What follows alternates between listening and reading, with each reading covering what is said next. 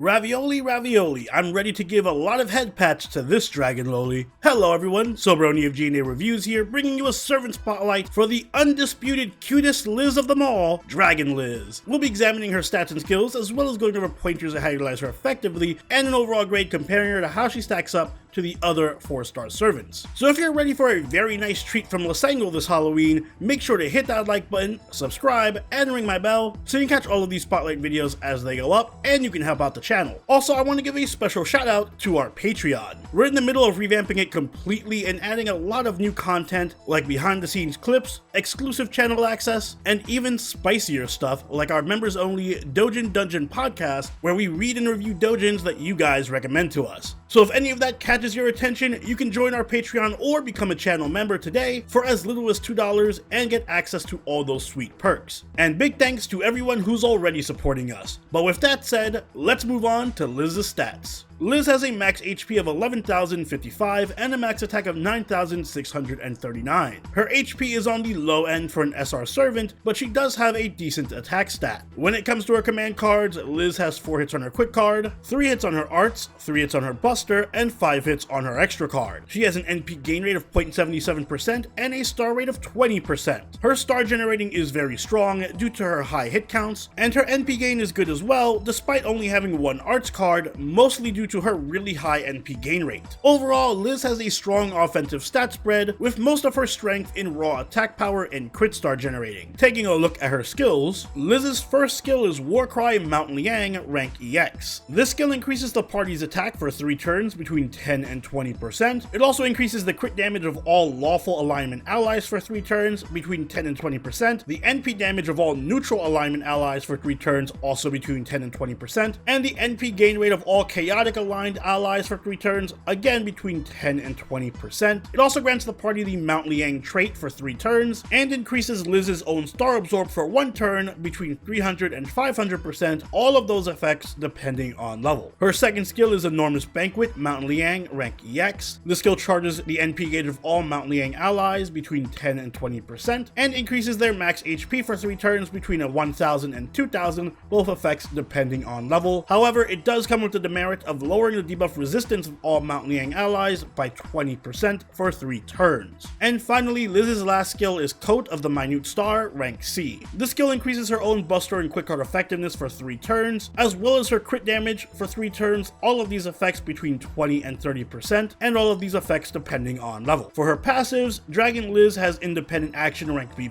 which increases her crit damage by 9%, and Territory Creation, Mount Liang, rank EX, which increases her arts card effectiveness by 6%, and her star generating by a further 6%. Moving on to her deck and Noble Phantasm, Liz has a Buster Quick deck with Quick, Arts Buster Buster, and a Buster Noble Phantasm. Her Noble Phantasm is Zhurong Eli-Chan Shooting Star. It's an AoE Buster attack with a damage modifier between 300 and 500% depending on level. It also reduces all enemies' defense by 10% for 3 turns, increases her own crit star generating for 1 turn between 50 and 150%, and increases her own NP damage for a turn between 10 and 30%, both of those effects depending on overcharge. As a welfare servant, Dragon Liz can be ascended to max level very easily, just by using 4 copies of the free event material, the Twin Jade. Liz's skill leveling, however, is a bit more complex. She will need 8 Dragon Fangs, 8 Yggdrasil Seeds, 10 Octuplet Crystals, 10 Snake Jewels, 10 Phoenix Plumes, 12 Spirit Roots, 12 Reverse Dragon Scales, and 12 Comet Shards per skill.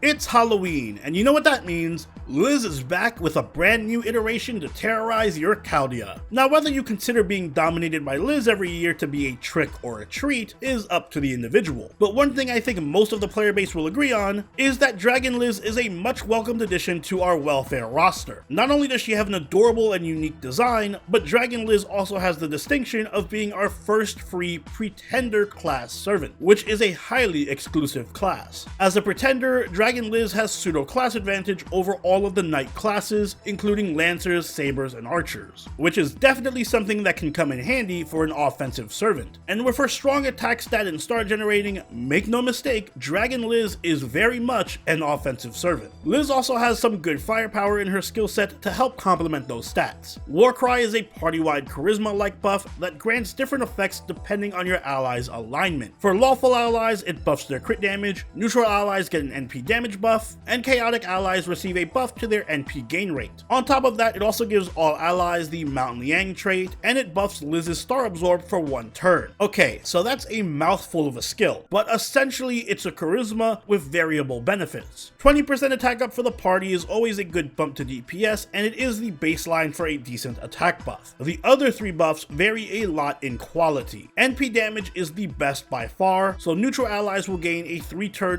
40% damage steroid to their Noble Phantasm from this skill alone, which is great value. 20% crit damage is a little bit underpowered, but the 20% NP gain is another strong buff in NP spammy teams. As a chaotic servant herself, Liz gets the benefit of the 20% NP gain, which pairs nicely with her already strong NP gain rate. The Star Absorb portion of the skill is also nice to have too, since Liz can definitely make use of the stars that she generates. But more importantly, granting the Mountain Liang trait to the whole party pairs very nicely with Liz's second skill, Enormous Banquet. This skill increases the NP charge of all Mountain Liang allies by 20%, and it gives all Mountain Liang allies an additional 2000 HP, both at the cost of lowering their debuff resist by 20%. Honestly, given how powerful a party-wide NP battery is in FGO, the demerit doesn't even matter. The 2000 extra HP is just icing on the cake. Remember, Liz can turn the party into her Mountain Liang allies by using her first skill, so make sure that you always use Warcry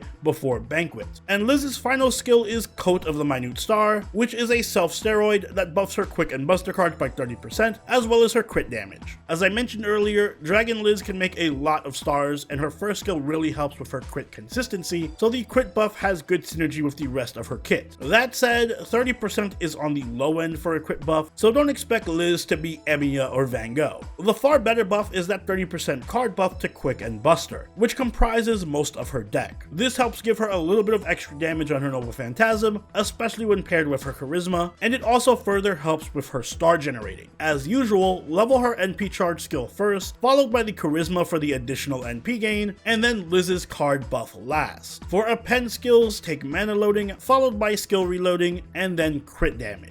Dragon Liz's Noble Phantasm is an AoE buster attack that reduces the enemy defense by 10% and increases both her NP damage and her star generating depending on her overcharge. Unfortunately, the defense down doesn't trigger before damage, but the NP damage and star generating buffs do, which means that Liz can get a good amount of crit stars from her NP, and the additional 10% NP damage does stack multiplicatively with Liz's other buffs, so her NP can hit a little bit harder than it looks. Now I know what you're all thinking. Wow, Liz is a free NP5 Buster Servant with an AoE Noble Phantasm and an NP battery? How nice of Lysangle to give us 2 elite farming servants for free in 1 month. Well, hold your horses, because unfortunately Lysangle ain't that nice. While Dragon Liz can be used in Konyanskaya and Oberon farming teams, she is far from elite like EO is for arts. Dragon Liz's NP charge is only 20%, which is just enough to make her extremely inconsistent in 3-turn farming setups, since even with mana loading, she comes up just 10% short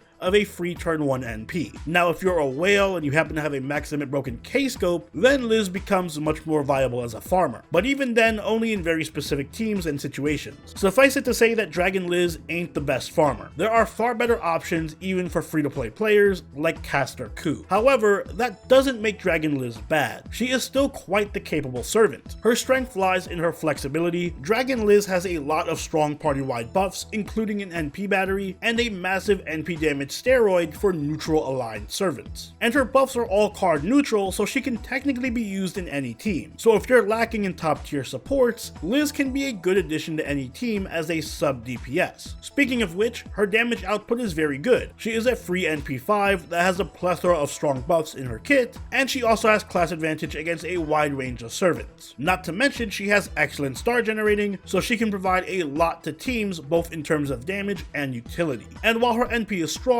so are her face cards if built correctly with crit in mind. She can be a very self-sufficient crit servant. As you can see, there are a lot of branching paths when it comes to building Dragon Liz, and that's why team comp is crucial for her. Dragon Liz can work in most teams, but she works best when being used as a sub DPS to support stronger servants who can utilize her stars and buffs like Caesar and Emiya, both of whom are neutral aligned and benefit from Liz's NP buff, and both can be very strong crit servants. Other Otherwise, if you want to use Dragon Liz for farming or AoE clearing, then it's best that you stick with Oberon and Vich, as you're going to need them a lot if you want any level of consistency. Dragon Liz's Bond CE is 9 section staff, Shi Jin Kun. It increases the crit damage of Mountain Liang allies by 30%, and while this Bond CE is unique and has good synergy with her first skill, I'd recommend against using it. Instead, give Liz craft essences that bolster her Buster Card effectiveness and crit damage, like Victor from the Moon or like a bird. CEs that help her with farming like K-Scope are also good, as are CEs that can generate crit stars like 2030. Dragon Liz gets the most use out of command codes that boost her crit damage, so something like Mistress of the Heavens or Majin Sun is great on her. Overall, Dragon Liz is another strong entry to the Welfare Servant roster. She's no EO and she can definitely struggle with farming content. However, in exchange, she does offer a ton of utility as a semi-support who can boost the party's DPS, provide a good amount of damage, and in some niche situations, she can be utilized as a farmer in Vich teams. So with that said, Dragon Liz gets a B+ from me. I think she's solid and a little bit above average. If you invest in her, she can fit well into almost any team, but the real thing holding her back is her event being story locked behind Lost Belt 5. Dragon Liz would have been a phenomenal free servant for new players to pick up and provide them with so much support and carry potential, but as it stands now, it just feels like a missed opportunity. And those are my thoughts on Dragon Liz. Like I said, she's a really nicely designed servant with a lot of flexibility. I just wish she was more accessible to everyone. But what do you think? Let me know in the comments down below, and if you enjoyed this video, don't forget to leave a like and consider subscribing if you really enjoyed the video. Join the party over in our Discord, chill with us on Twitch, and follow us on Twitter, and I'll see you all in the next Servant Spotlight.